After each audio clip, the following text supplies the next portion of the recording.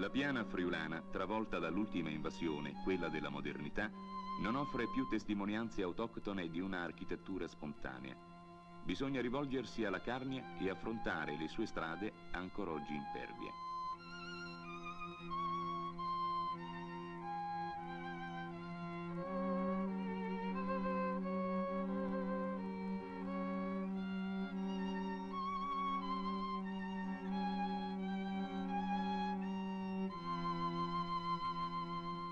Gli stavoli che si trovano nella Val di Lumiei testimoniano di come doveva essere la prima casa carnica, e non solo carnica naturalmente, in prossimità di zone boschive.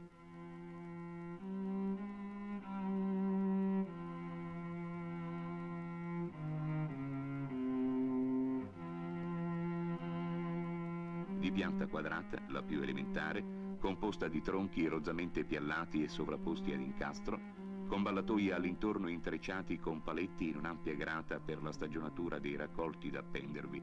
Elemento architettonico questo praticissimo e che dà allo stesso tempo eleganza alla semplicità del corpo ligneo.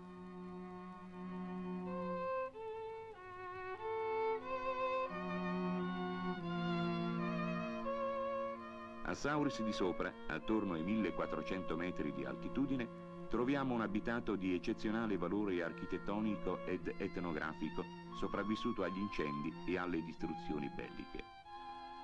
La struttura elementare dello stavolo è qui arricchita da un pianterreno in muratura, composto di pietre, ciotoli e malta per l'impasto.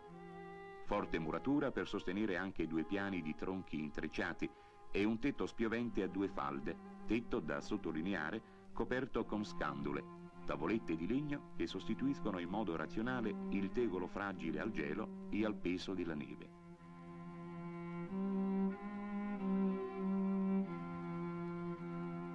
A Sauris di sotto l'abitato ha oramai abbandonato quasi del tutto la costruzione in legno per dar posto alla casa e muratura con sovrapposizione in legno, ballatoio lungo tutto il corpo murario, scale esterne in legno da ballatoio a ballatoio, ampi sporti in legno per sottolineare l'ultima struttura lignea del fabbricato e riservata alla conservazione e stagionatura dei foraggi e dei cereali.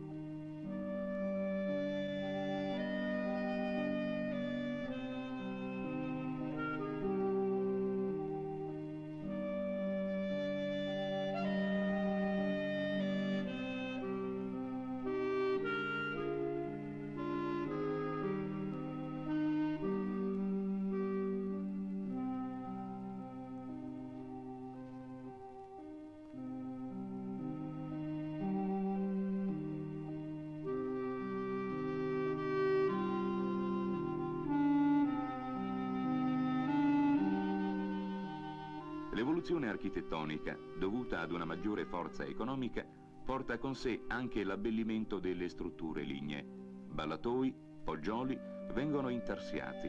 Le rastrelliere delle finte balaustre sono sottoposte a paziente lavoro di traforo, in modo da ingentilire la possente costruzione. Il timpano sovrastante impalancato ha degli ornati nelle parti terminali e vi si nota sempre la presenza di un'apertura intarsiata a forma di croce, segno di zelo religioso, sostituita a volte da un cuore o da un trifoglio con spirito liberale, espressioni marginali, tuttavia, in un tempo in cui le difficoltà del vivere, pestilenze, carestie, guerre non favorivano certo l'estro inventivo del povero.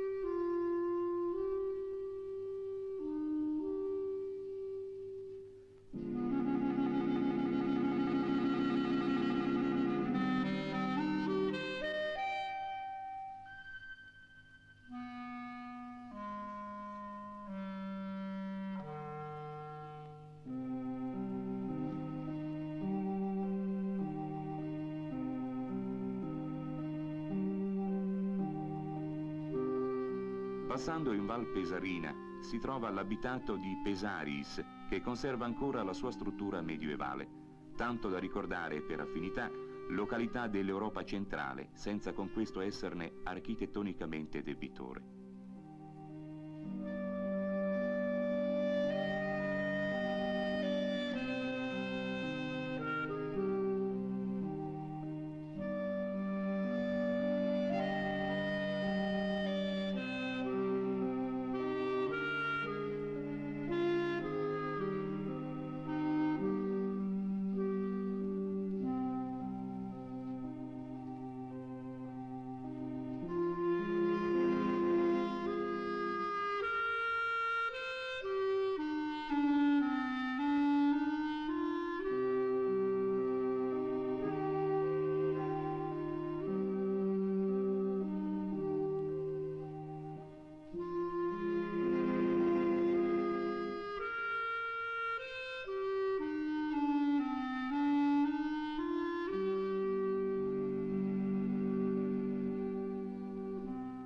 Altri complessi isolati si ritrovano qua e là per la Carnia, ma come si scende più a valle, il clima, l'influenza della piana, il contatto con le valli confluenti portano ad ibridi architettonici, soprattutto nelle sovrastrutture lignee, che ritroviamo in tutte le valli alpine, venete e lombarde.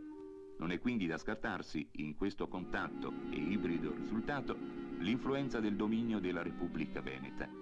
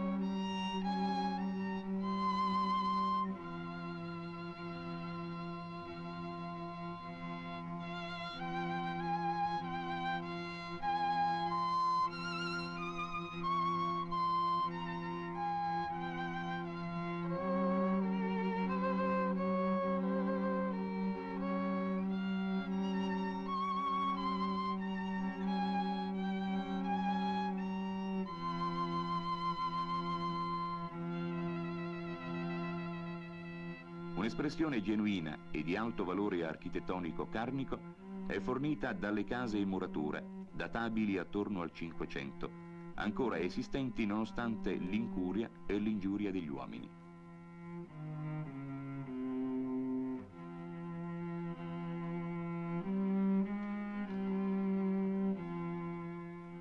Queste case indicano il passaggio dal legno alla muratura come conseguenza di una evoluzione economica legata allo sviluppo mercantile e agrario della Serenissima.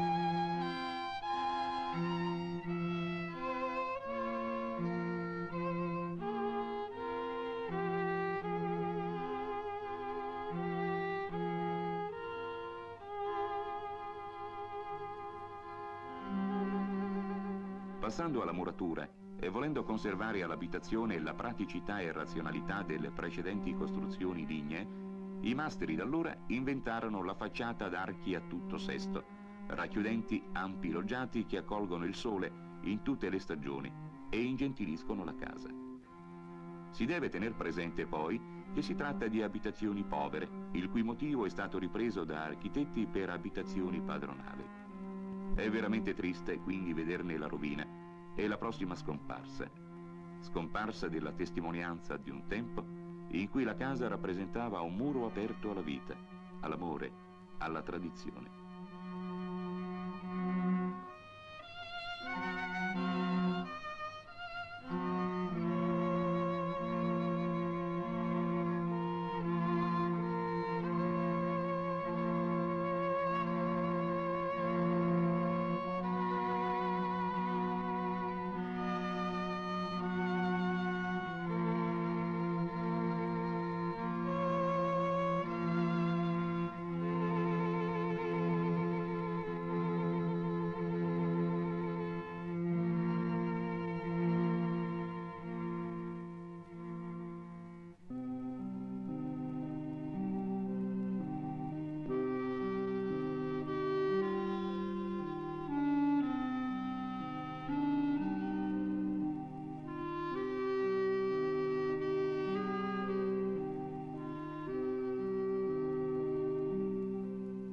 A Tolmezzo esiste uno dei più validi musei etnografici italiani. Qui si possono vedere gli interni delle case che abbiamo incontrate nelle valli, cosicché la vita di una regione, la Carnia, ritrova qui il suo passato e la sua validità.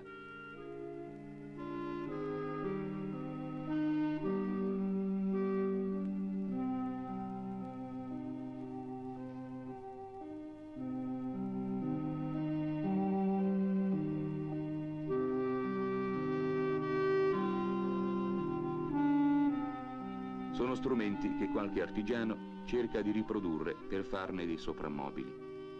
Tuttavia il museo stesso non è che un affastellarsi di strumenti racchiusi in un ambiente che non è più loro e sono là per chi li vuol conoscere o studiare.